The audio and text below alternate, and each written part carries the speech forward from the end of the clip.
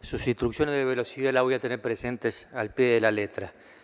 Las restantes instrucciones me las brindó el señor arzobispo de Buenos Aires, Mario Cardenal Poli, desde el púlpito de San Cayetano en el día de ayer. Y una la voy a tener especialmente en consideración y otra no me va a ser posible. La que voy a asumir es aquella de que los legisladores no interrumpan la tradición de legislar para el bien común. Y la que no va a ser posible es el anuncio de que pueden nacer en adelante, y no debemos evitarlo, un varón o una mujer que tengan los dones académicos para llevar a nuestro pueblo por el camino del presente, la paz y de la justicia. Por mi edad, si es ungido con el óleo de Samuel desde Perdón, Roma... no le entendí. ¿Puede leer la frase de nuevo? ¿Cómo no? ¿Quién sabe si entre ellos, es decir, las personas por nacer, pueden nacer un varón o una mujer que tengan los dones académicos para llevar a nuestro pueblo por el camino del presente, la paz y la justicia? Indudablemente nuestra posición será derrotada, pero el avance cultural y legislativo es indetenible. Y le pido, por favor, señora presidenta, que lo entienda desde su buena fe. Este es el Código Penal argentino. Es lo que se plantea reformar hoy. No es la Biblia, no es la Torá, no es el Corán, no es el Talmud. Es la voluntad del legislador laico, que solo vela por el bien común, por valores comunes como me estaban ordenando, pero que no son valores neutros y nunca son propiedad de un solo sector. Es el Código Penal que debe dictar el Congreso de la Nación por imperio de nuestra Constitución. Pero como desde el fondo de los tiempos los sectarios confunden pecado con delito, se ingresa en lo que algunos llaman un dilema, camuflando su reclamo de ser dueños de la verdad. En serio, si luego de 44 años vinculado al tema me quedara en un dilema, creo que el problema ya sería mío por inútil y no de la cuestión en sí. Y no quiero hacerme el listo ni el imbécil. Me basta compartir de la legislación penal argentina vigente desde 1921. Pero a sabiendas de que el presente que nos circunda es sustancialmente diferente por muchos motivos. Las leyes no se reforman por viejas, sino porque dejan de ser útiles en la realidad. Y este es el sustrato de la reforma hoy planteada. No obstante, era tan bueno lo viejo que, sabiamente interpretado por la actual Corte Suprema, resuelve todos los problemas. Pero los fanáticos ni eso consintieron. Atrasan y atrasan y atrasan y la Argentina atrasa. Y quédese tranquilo, presidente, claro que hay dos vidas. Tengo perfectamente asumido que hay dos vidas. Siempre hubo dos vidas. Lo que hay son decisiones de política criminal, no dogmáticas, que corresponden a la política que fije el legislador al sancionar el Código Penal. Y si no, piense simplemente, si puede pedir silencio, no sé quién tiene ganas de hablar.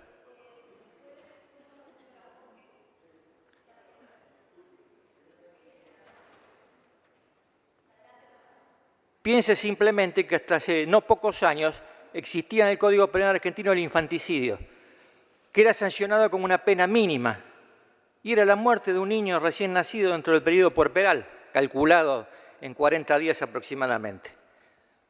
Se anuló, debe volver. Hoy los jueces hacen esfuerzos extraordinarios para fijar circunstancias que atenúen esa pena.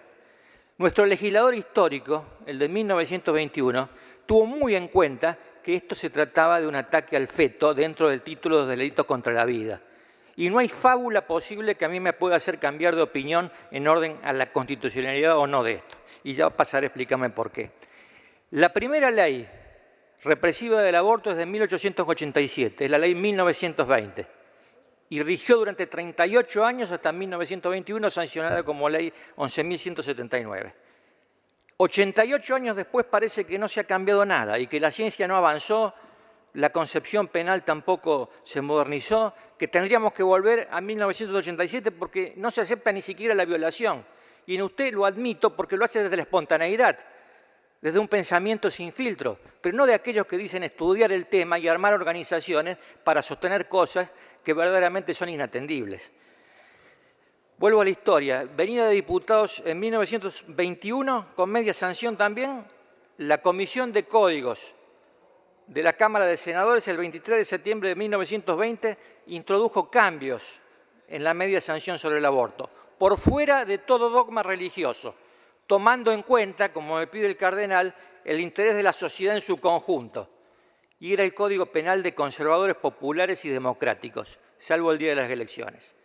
Integraban la comisión del Senado, de ese Senado de la modernidad, adelantado a todos los países del mundo, Joaquín B. González, rector de la Universidad de La Plata, y acá hay varios egresados de esa casa, Enrique del Valle Berlucea y Pedro Garro, senador por San Juan. El mismo día se aprobó.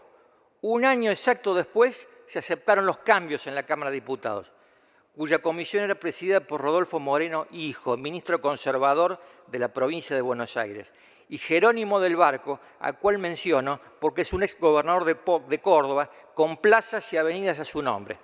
Solo insistió a diputados con la pena de muerte, que en revisión nuevamente, el Senado de Joaquín B. González rechazó, sancionándose el 30 de septiembre de 1921 el Código Penal argentino. El Poder Ejecutivo solo lo promulgó porque no había mandado ningún proyecto. Y entonces es la Comisión de Código del Senado la que dentro de los delitos contra la vida impone una sanción infinitamente menor a un homicidio para un aborto. Es una innovación jurídica adelantada al mundo de la época. La interpretación de incluir la violación nunca pudo ser cuestionada con seriedad jurídica, llegando incluso a incluirla en la Ley 17.567, el general Onganía, cuyo mentor para el caso era Sebastián Soler. ¿Y acaso podía dudar Sebastián Soler de las dos vidas y de la claridad de incluir la violación al presentarle un proyecto de ese tenor a un cursillista que manejaba dictatorialmente el país? Por favor. Y desde entonces, luego esa ley fue derogada y se volvió a la histórica. ¿A quién se le ocurrió cuestionar la constitucionalidad del artículo 86 del Código Penal en todos estos años? A nadie. La Corte lo ratificó en FAL. Onganía lo ratificó con su ley. Los jueces no penan este delito ratificando su inutilidad permanentemente, tildando la sanción de pena natural. Si la Constitución se sancionó en 1994 y hasta el día de hoy, y en el 2012 se ratifica la vigencia de este artículo, que bien interpretado resolvía todas las cosas, ¿cómo es posible sostener esa inconstitucionalidad? Es una verdadera fábula. Y me refiero, voy a hacer referencia a quien me la transmitió con motivo de la Convención Constituyente de la Ciudad de Córdoba, al ministro de la Corte, Juan Carlos Maqueda, que fue convencional constituyente de la Nación en 1994. Este tema estuvo a punto de hacer naufragar la Constituyente del 94 y fue salvada por Ricardo Alfonsín y por otros señores convencionales en el sentido de redactar el artículo 75, inciso 23, como una norma tuitiva de la madre y el hijo por nacer, pero en modo alguno negando la posibilidad que ya existía en la Argentina y que también era parte de la reserva de la Convención Interamericana de los Derechos Humanos de Defensa de la Vida en general, porque contemplaba no solo la ley argentina, sino las de otros países latinoamericanos, y avanzar entonces hacia adelante, con progreso, con futuro, con concordia y procurando los cuidados sociales, así como también lo hace el artículo 14 y 14 bis de la Constitución Nacional. Pero ¿qué pasa? En nuestro país al fanatismo, y fundamentalmente en Córdoba, no hay nada que le venga bien. No acepta el DIU, no quiere la píldora del día después, no quiere ningún anticonceptivo, ni siquiera ahora que me enteré que existía esto del chip de larga duración, que dura entre 1 y 3 años, no entendí bien. No acepta ni el preservativo, lo hemos visto en las sesiones de comisión, nada. Es un país para ellos, para su forma de pensar. Es como le gusta a ellos o nada. Y así no puede ser. Y tengo claro también, y lo asumo, que un delito no puede transformarse en derecho. Lo que se decide es que una conducta no sea penada como delictiva. En 1921 por motivos sentimentales. En 2018 por principios de humanidad, de solidaridad con la mujer y por alejarse de todo dogmatismo. No obstante, tengo para mí, y lo vengo viendo de acuerdo al tenor de todas las exposiciones, que en poco tiempo más, en alguna hora más, este Senado va a confundir pecado con delito. Los senadores por la provincia de Córdoba hicimos un esfuerzo de concordia en búsqueda de lo mejor para la sociedad argentina. Actuamos de buena fe. Escuchamos a las instituciones médicas, incluimos sus inquietudes, incorporamos la objeción de ideario, desbaratamos la persecución a los profesionales de la salud, pero nos equivocamos. No advertimos que estábamos ante las apetencias de un sectarismo insaciable. Por supuesto, desde el punto de vista de la Iglesia Católica, incluso del culto evangélico que se expresó en las calles el sábado pasado, ninguna otra cosa pueden hacer. Es la religión y tiene que levantar su dogma. Eso es esperable, respetabilísimo y exigible por sus fieles. Yo nada tengo que decir. Pero sí a su aparato de obsecuentes de oficio, que se encargó injustamente de fantasear, de atacar, de ofender, de intimidar, de descalificar, de amenazar al senador de la Nación sin que ninguno de nosotros respondiera nada.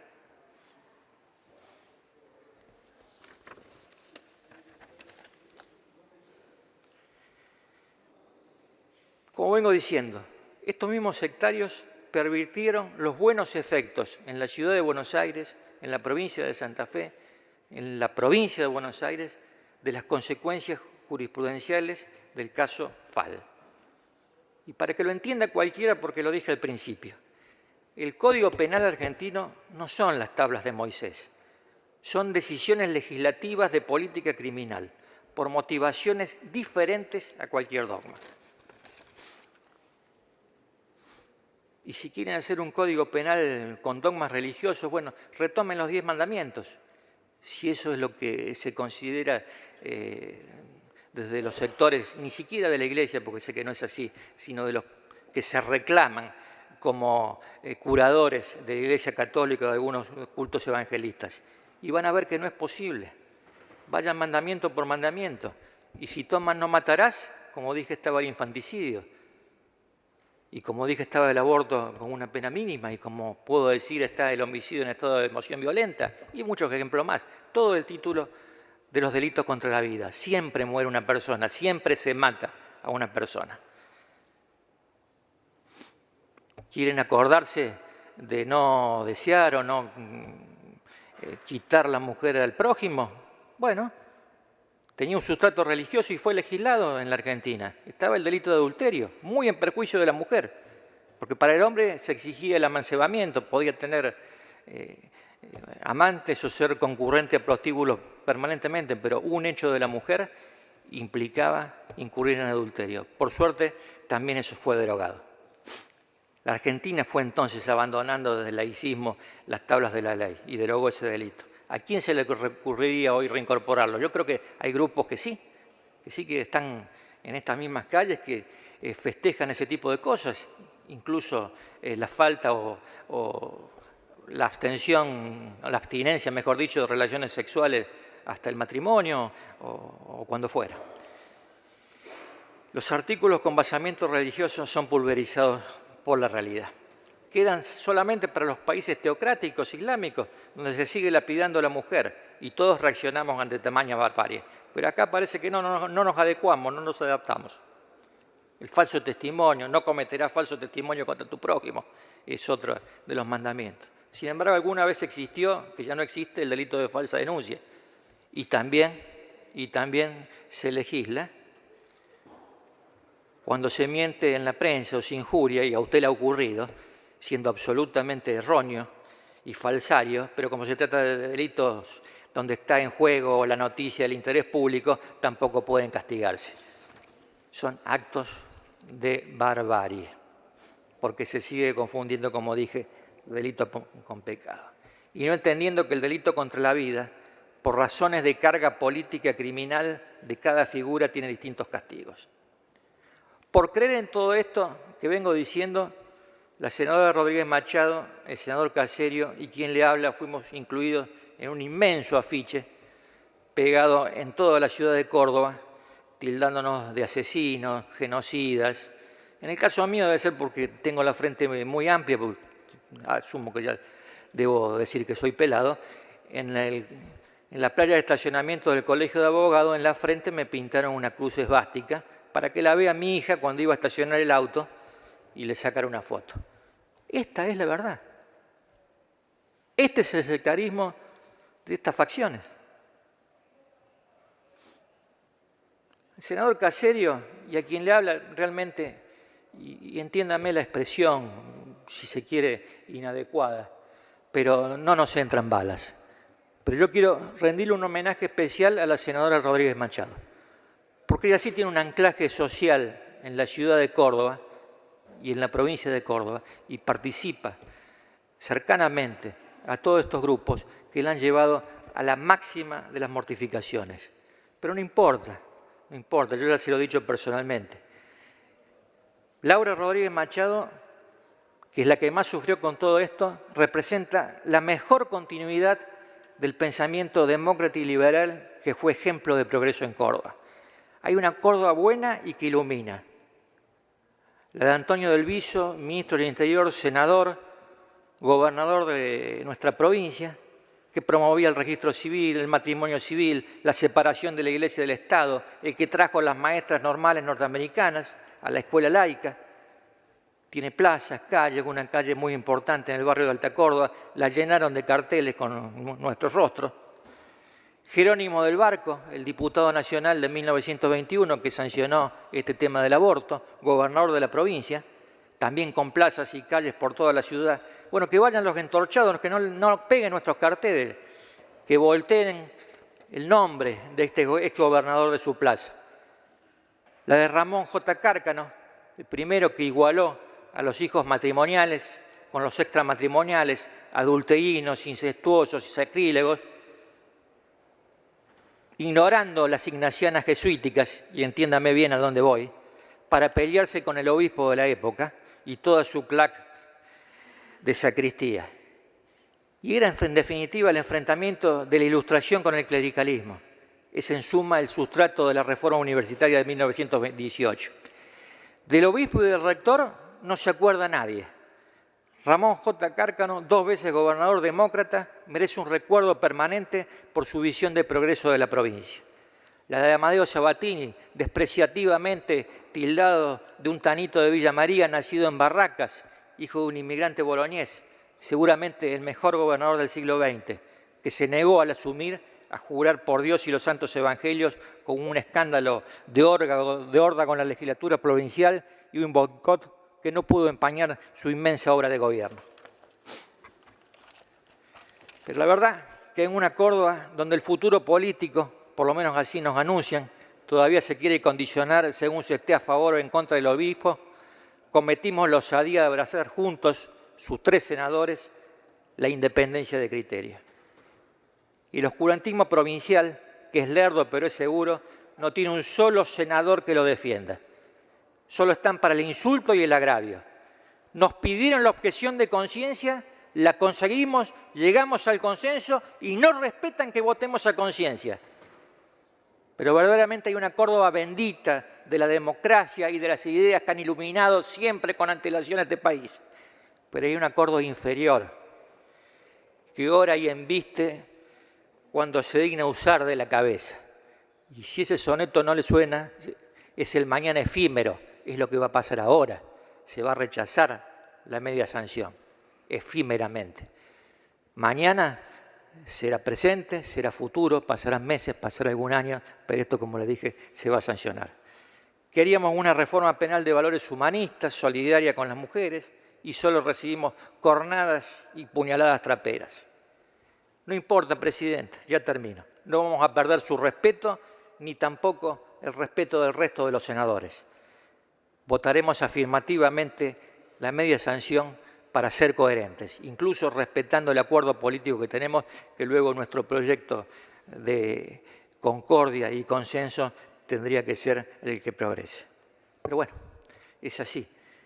Nos ocurre como en los anónimos, que la secta del incienso le enviaba en su lecho de muerte, anoticiándolo de los avances de su cáncer de pulmón, a quien yo creo ha sido la pluma más fina y más lujosa de la Córdoba del siglo XX y hasta la actualidad. Es Deodoro Roca, el numen de la reforma universitaria anticlerical. Jamás se lo iban a perdonar, jamás. Le mandaban cartas para avisarle, como le digo, que cada día estaba un poco más cerca de la muerte. Y para eso él tuvo una sola respuesta. Y nosotros vamos a ensayar la misma, con la sutil fruición, tal vez irónica, que nace del giro. nuestro voto